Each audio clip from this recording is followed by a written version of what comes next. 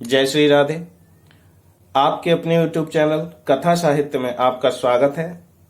आज हम श्री सत्यनारायण भगवान व्रत कथा के तीसरे अध्याय का श्रवण करेंगे। सूत जी आगे की कहानी सुनाते हुए कहते हैं कि सालों पहले उल्कामुख नामक एक राजा था। वह बुद्धिमान होने के साथ साथ सत्यवादी और शांत स्वभाव का व्यक्ति था। वो रोजाना मंदिरों में जाकर गरीबों को धन दान करके उनके दुखों को दूर करता था। राजा उल्कामुख की पत्नी कमल के फूल के समान थी। उन्हें पवित्र स्त्री माना जाता था। एक बार राजा उल्कामुख और उसकी पत्नी ने भद्रशिला नदी के किनारे श्री सत्यनारायण भगवान की पूजा की। तभी वहां साधु नाम का एक वैश्य पहुंचा। उस वैश्य के पास व्यवसाय करने के लिए काफी धन था। उसने जब राजा और उसकी पत्नी को व्रत करते देखा तो वह वहीं रुक गया। फिर उसने विनम्रता पूर्वक पूछा, हे महाराज, आप ये कौन सा व्रत कर रहे हैं?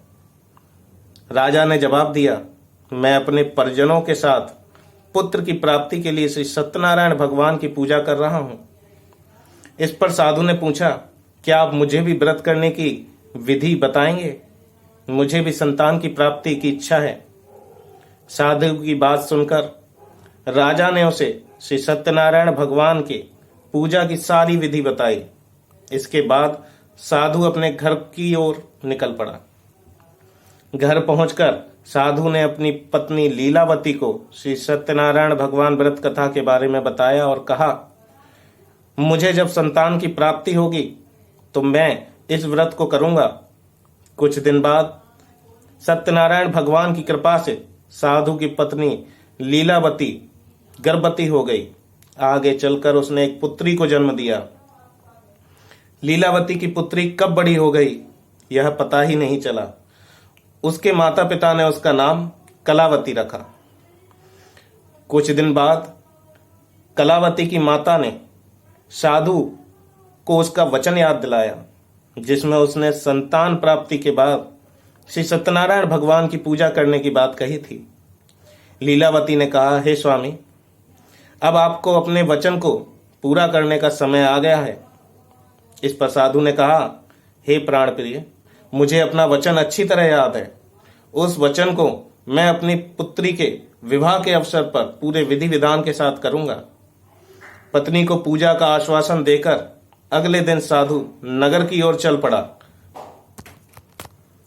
कुछ समय बाद जब कलावती शादी के योग्य हो गई तो साधु ने एक दूत को बुलाया और उसे अपनी पुत्री कलावती के लिए एक योग्य वर ढूंढने का आदेश दिया। साधु का आदेश पाकर दूत कंचन नगर की ओर गया और वहां से एक योग्य वर लेकर आया।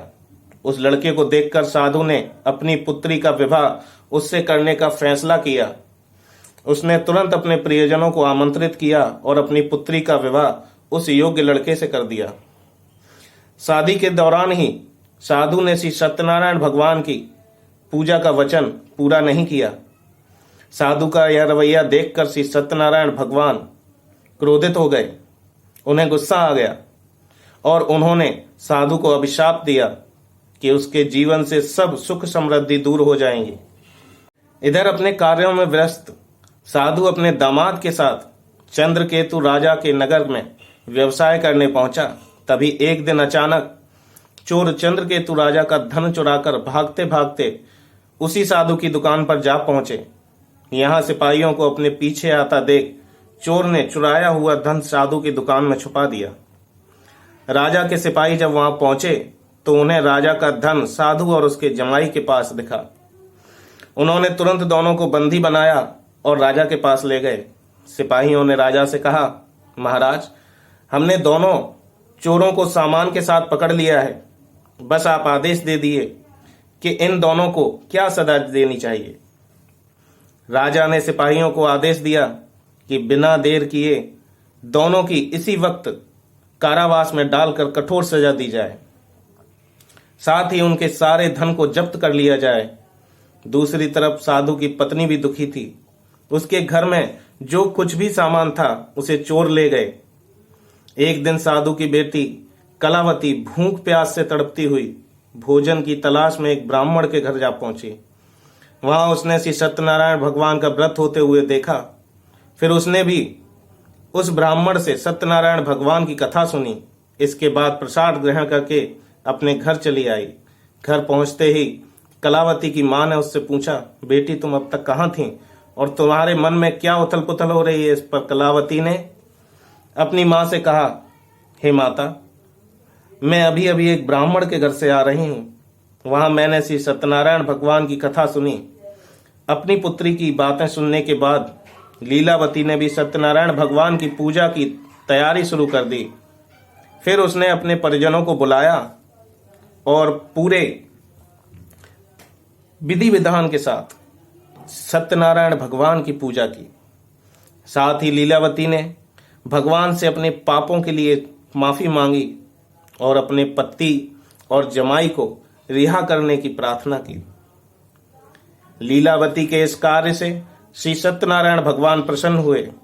उन्होंने राजा चंद्रकेतु को सपने में दर्शन दिए और कहा, हे राजन, तुमने जिसे बंदी बनाकर रख लिया है उसे तुरंत रिहा कर दो और उसकी धन संपत्ति भी लौटा दो। अगर तुम ऐसा नहीं करोगे तो तुम्हें भी मैं धन और संतान के सुख से वंचित कर दूंगा। अगली सुबह राजा ने दरबार में अपने सपने के बारे में बताया और सिपाहियों को दोनों कैदियों को सभा में लाने के लिए कहा। इसके बाद सिपाही साधु और उसके जमाई को लेकर दरबार पहुंचे। यहाँ दोनों ने राजा को प्रणाम किया। इसके बाद राजा ने उनसे कहा, हमें गलतफहमी हो गई थी, अब वो दूर हो गई है, इसलिए हम आप लोगों को पूरे सम्मान और धन दौलत के साथ छोड़ रहे हैं। इतना कहकर सूत जी ने श्री सत्यनारायण भगवान की कथा का 3रा अध्याय पूरा किया। बोलो सत्यनारायण भगवान की जय।